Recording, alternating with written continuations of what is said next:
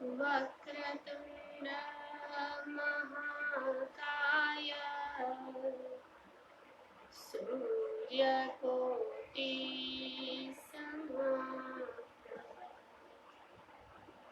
निर्विघ्नं कुरु मे देव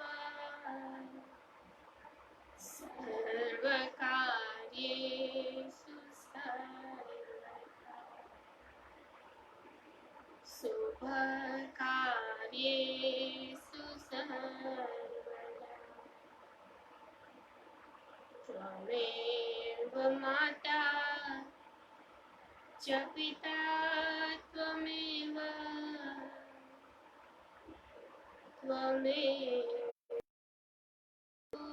च सखा त्वमेव विद्या द्रविणं त्वमेव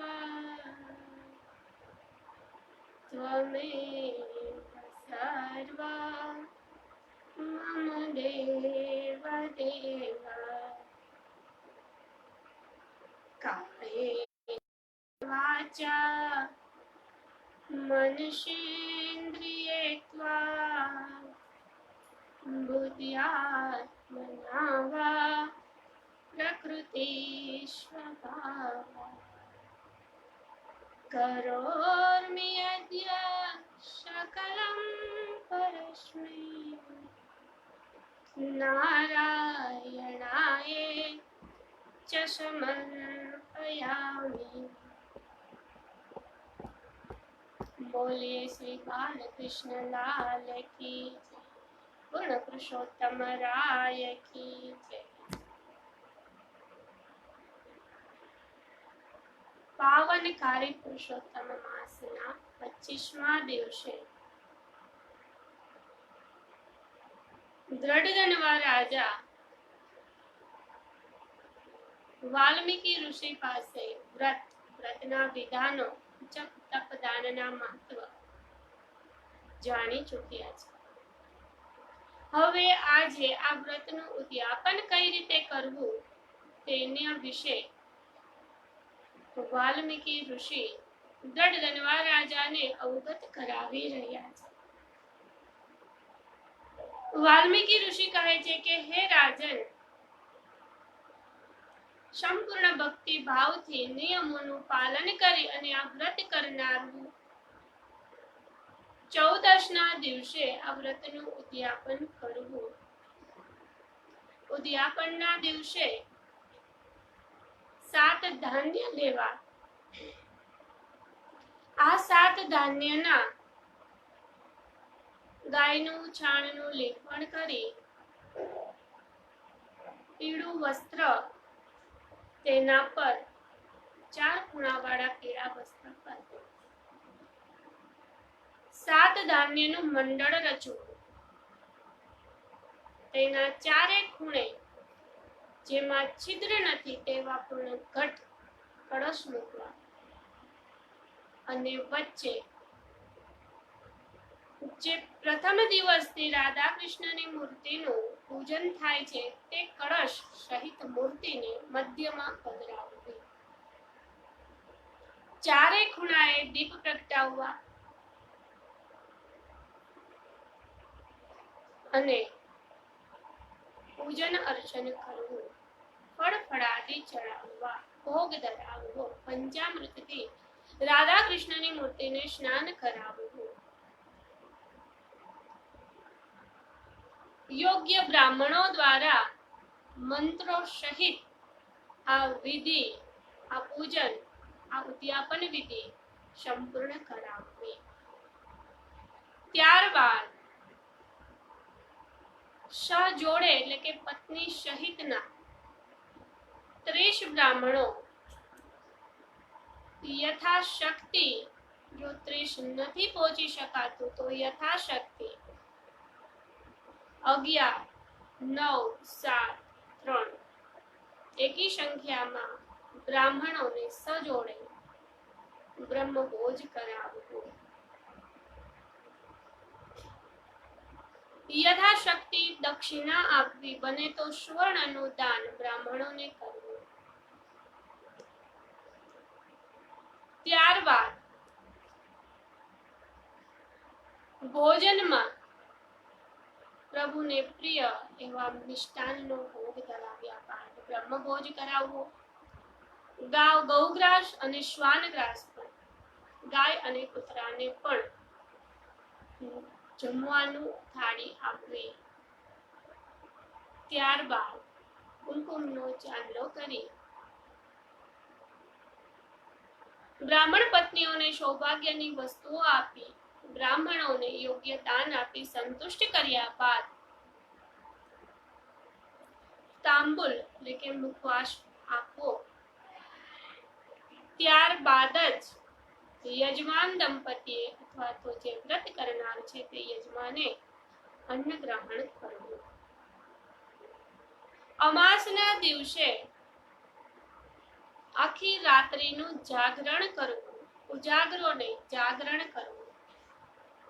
જાગરણ અને ઉજાગરણમાં તફાવત છે. જાગરણ એને કહેવાય જેમાં પ્રભુ સ્મરણ, સંકીર્તન આખી રાત બેસી અને થાય, હરિનામ જપાય, સત્સંગ થાય, આને જાગરણ કહેવાય. પરંતુ આખી રાતમાં ટીવી અથવા અન્ય સાધનો દ્વારા મનોરંજન થાય છે, આને ઉજાગરો કહેવાય છે. તો વ્રત કરનારે જાગરણ કરવું, ઉજાગરો નહીં. આ પ્રમાણે વિધિ વ્રતથી પૂજન અને ઉદ્યાપન કરી અને વ્રતનું ઉજવણું કરવામાં આવે તો ગૌલોકની પ્રાપ્તિ થાય છે. યમના દૂતો તે જીવની સમીપ પણ આવતા નથી. વાલ્મીકી ઋષિએ વ્રતની આ ઉદ્યાપન વિધિ દ્રઢધનવા રાજાને કહી દીધી છે. આ રીતે વ્રતનું ઉદ્યાપન કરવું. અહીંયા વ્રતના ઉદ્યાપનની વિધિ સમજાવી દ્રઢધનવા રાજા પ્રણામ કરીને બેઠો છે ત્યારે અહીંયા જ 25મો અધ્યાય સમાપ્ત. બોલીએ પૂર્ણ પુરુષોત્તમ રાય કી. આજે દ્રષ્ટાંત કથાઓમાં આગળ વધીએ તો રાજા ભોજની દ્રષ્ટાંત કથા સોનબાઈ અને રૂટીબાઈ, આની વાર્તા આપણે આગળ વધીએ છીએ. સુંદર મજાની વાત. દેનારું તો દાતા, કોણ શું આપી શકે એ વાત.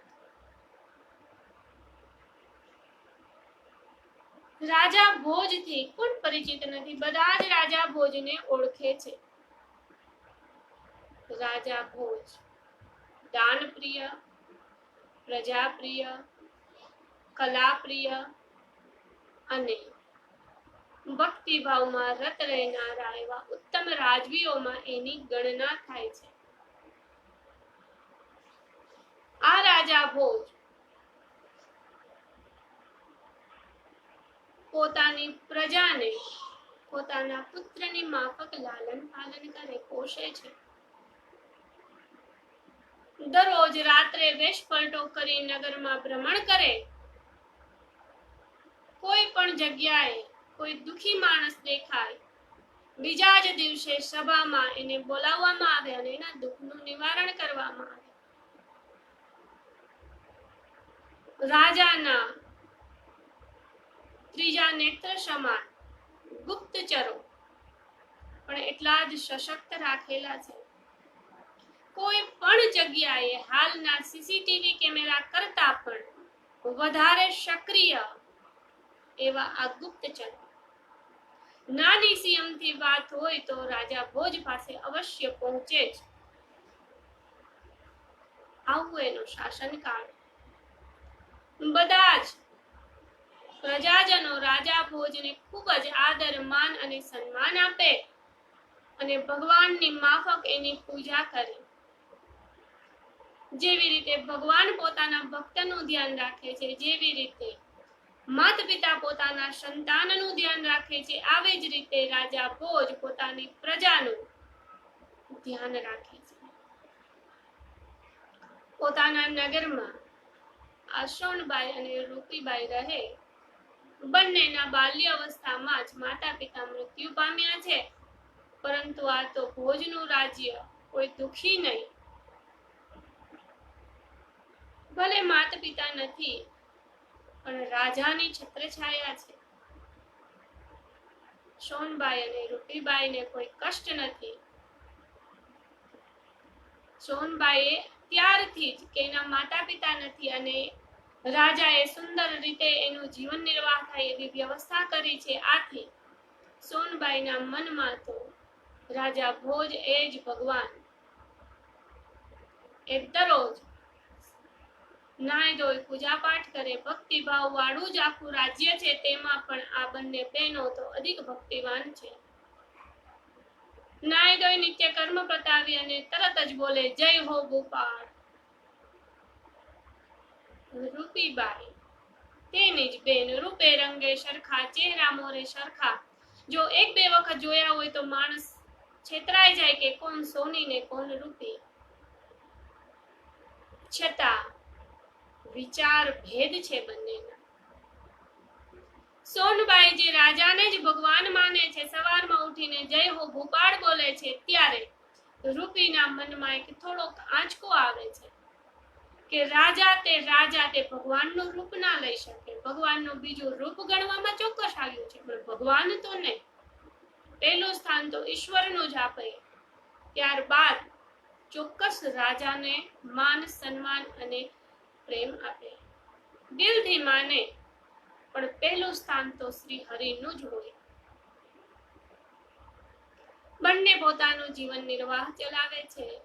નગરમાં ક્યાંય પણ જતા કોઈ દુખી માણસ દેખાય છે તો તરત જ તેની સેવામાં લાગી જાય, નિસંકોચ તેની સેવા કરે અને ભગવાનનું સ્મરણ કરે. ભગવાનની કૃપાથી સોનબાઈ અને રૂપીબાઈ સેવા કરે, તરત માણસો સાજા પણ થાય. આવામાં માસમાં અધિક એવો પુરુષોત્તમ માસ આવ્યો છે. સોનબાઈ અને રૂપીબાઈ બંને પુરુષોત્તમ માસનું વ્રત કર્યું છે. સવારમાં પ્રાતઃકાલે ઉઠી નદીએ સ્નાન કરવા જાય છે. સ્નાન કરી નિત્ય કર્મ પ્રતાવે, ભગવાનની પૂજા કરે. નદી કિનારે બેસેલા ગોર મહારાજ પાસેથી કથા વાર્તાનું શ્રવણ કરે. યોગ્ય દાન દક્ષિણા આપે અને સંકીર્તન કરતા ઘરે આવે. સ્નાન કરી અને સોનબાઈ બોલે જય હો ભોપાળ, જય હો ભોપાળ. ફળજો ભોપાળ, જય હો ભોપાળ. જ્યારે રૂપીબાઈ સ્નાન કરીને તરત બોલે જય હો નંદરાય, ફળજો નંદ ગોપાળ. આ વાત રાજાના ગુપ્તચરો તો એટલી બધી જગ્યાએ સક્રિય છે કે નાની સી વાત પણ રાજા પાસે પહોંચે છે. આ વાત રાજા પાસે પહોંચી છે કે સોનીબાઈ અને રૂપીબાઈ બંને સ્નાન કરે છે. એમાંથી રૂપીબાઈ બોલે છે જય હો ભૂપાળ, ફળજો ભૂપાળ.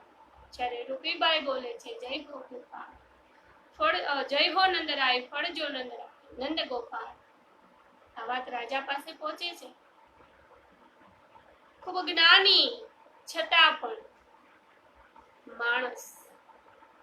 માણસમાં સ્વભાવમાં ઈર્ષા છે જ. અહીંયા રાજા ભોજને એવું થાય છે કે રૂપીબાઈ કરતા સોનબાઈ મારો જય જયકાર બોલાવે છે.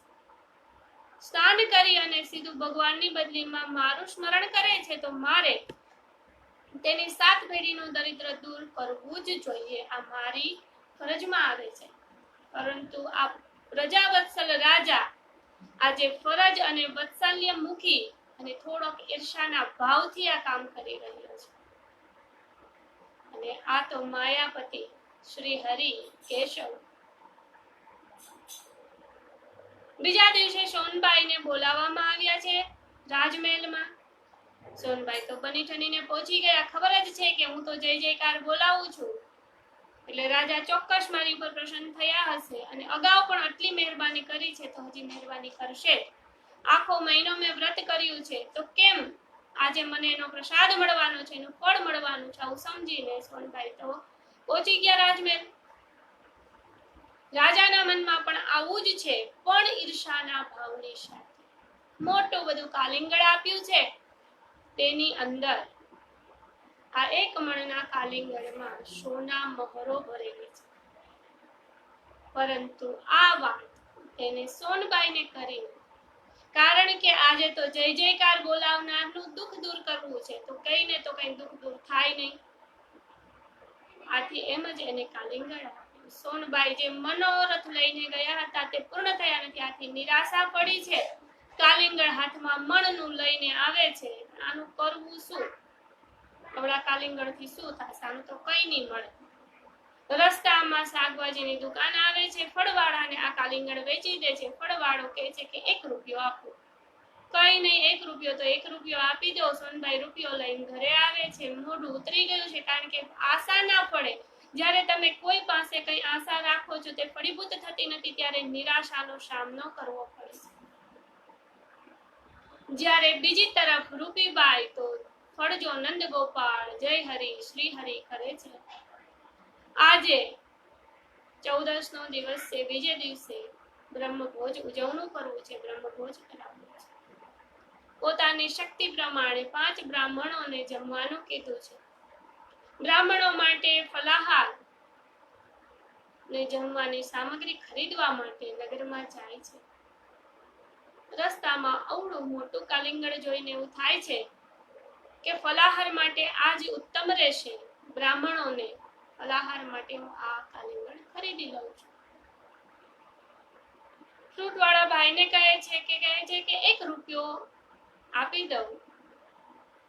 સારું, રૂપીબાઈ 1 રૂપિયાનું આ કાલિંગડ લઈ ઘરે પહોંચે છે. બ્રાહ્મણોને આજે ફલાહાર કરાવવા માટે સવારના પ્રહરથી જ રૂપીબાઈ આ કાલિંગડમાં જેવું ચાકુ અડાડે છે, આ શું? કાલિંગડના અવાજની બદલીમાં ખણન અવાજ આવે છે.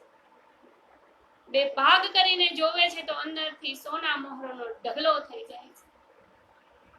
રૂપીબાઈ જય હો હરડાનંદ ગોપાળ, હળિયાનંદના લાલ. સોના મહોરો એક સાઈડમાં મૂકી દીધી છે. 1 સોના મહોરો વેચી અને 5 બ્રાહ્મણોની બદલીમાં 51 બ્રાહ્મણોને બ્રહ્મભોજ માટે નિમંત્રિત કર્યા છે. સુંદર ભોજન, સુંદર વસ્ત્રોનું દાન કર્યું છે. સોનાનું દાન કર્યું છે રૂપીબાઈ. આ વાત રાજાથી તો કેમ છાની રહી? જે નામ સ્મરણ રાજા પાસે પહોંચી ગયું તો અવળું બ્રહ્મભોજ થયું, અવળા દાન આપ્યા રૂપીબાઈ. આ વાત તો કેમ અછાની રહેવાની?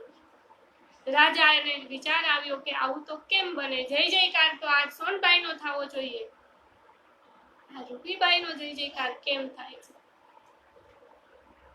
રાજાએ તરત જ સૈનિકોને મોકલ્યા. સોનબાઈને રાજમહેલમાં હાજર કર્યા છે અને વૃતાંત પૂછ્યું કે સોનબાઈ, કાલે તમે શું કર્યું અહીંયાથી નીકળ્યા બાદ? તમે સંતુષ્ટ છો મેં આપેલા દાનથી કે નહીં? સોનબાઈ નીચું જોઈ અને મહારાજને પ્રણામ કરીને બોલે છે, મહારાજ ક્ષમા કરજો, પણ તમે આપેલું કાલિંગડ હું મારા ઘર સુધી પણ પહોંચાડ્યું નથી, કારણ કે હું એક અને મારી બેન, અમે બંને અવળા કાલિંગડને શું કરીએ? આથી મેં તેને રસ્તામાં જ 1 રૂપિયામાં વેચી દીધું. આજે ભોજ રાજાને પસ્તાવો થાય છે. તરત જ સૈનિકોને મોકલ્યા. તે ફ્રૂટવાળાને બોલાવવામાં આવ્યો છે. તે દુકાનદારને પૂછ્યું કે સોનબાઈ તને જે કાલિંગડ વેચીને ગયા તેનું તે શું કર્યું? તેને જવાબ આપતા કહ્યું કે સોનબાઈ ગયા થોડી વારમાં રૂપીબેન આવ્યા અને તેને કહ્યું કે મારે બ્રહ્મભોજ અર્થે ફલાહાર માટે જોઈએ છીએ. તો કાલિંગડ 1 રૂપિયામાં લઈને ચાલ્યા ગયા.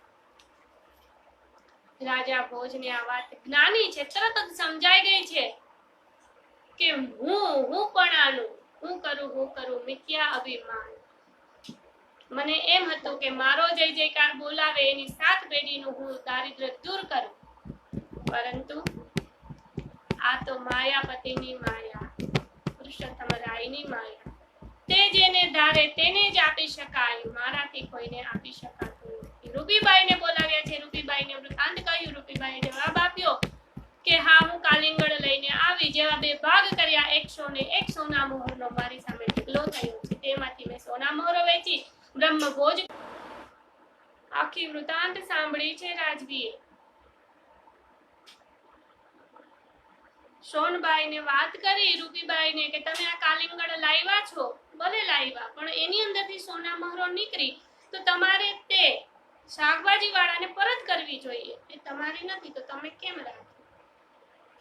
રૂપીબાઈ જવાબ આપતા કહે છે કે સત્ય વચન મહારાજ, પણ જો એને ખબર હોત કે આની અંદર સોના મહોરો છે તો 1 રૂપિયામાં એ મને વેચત ખરો.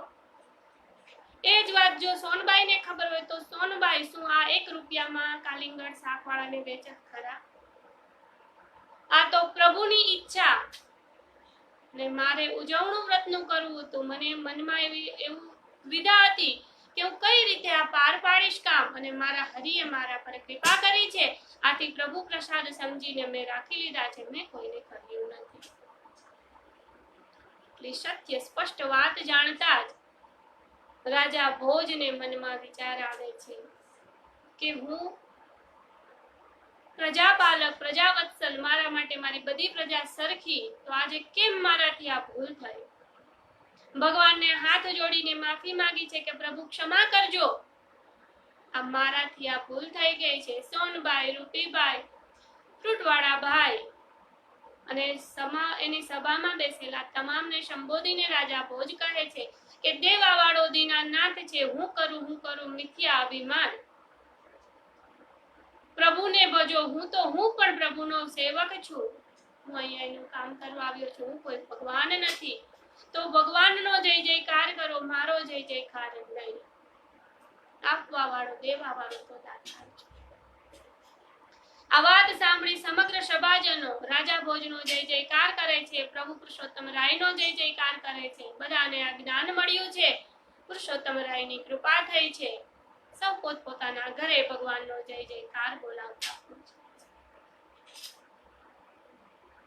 આપણે મનમાં વિચારી લઈએ કે ભગવાન તો ક્યારે ફળે, ક્યારે સાંભળે, એના કરતા કોઈ પદ પ્રતિષ્ઠિત માણસ નો જય જયકાર કરીએ તો તરત જ આપણું કામ પતે. પણ આપણી મિથ્યા વાત છે, આપણા મગજની આ ખોટી વિચારધારા છે.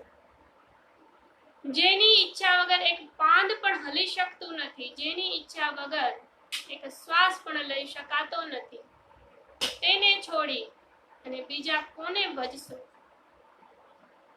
આ જ્ઞાન સાથે સોનબાઈ અને રૂપીબાઈ રાજા ભોજે જે વાત કહી તે વાત આપણે સ્વીકારીએ છીએ અને આ વાતને ગાંઠ બાંધી અને રાખી દઈએ કે સાંભળવું છે, સ્મરણ કરવું છે, ભજવું છે તો નારાયણને. બાકી પદ પ્રતિષ્ઠિત માણસો તો એની જ હાથની કઠપૂતળી છે, તે કશું આપી શકતું. તે આપશે તો ક્ષણભંગુર આપશે, પણ મારો નાથ આપશે તો જીવન પર્યંત આપશે.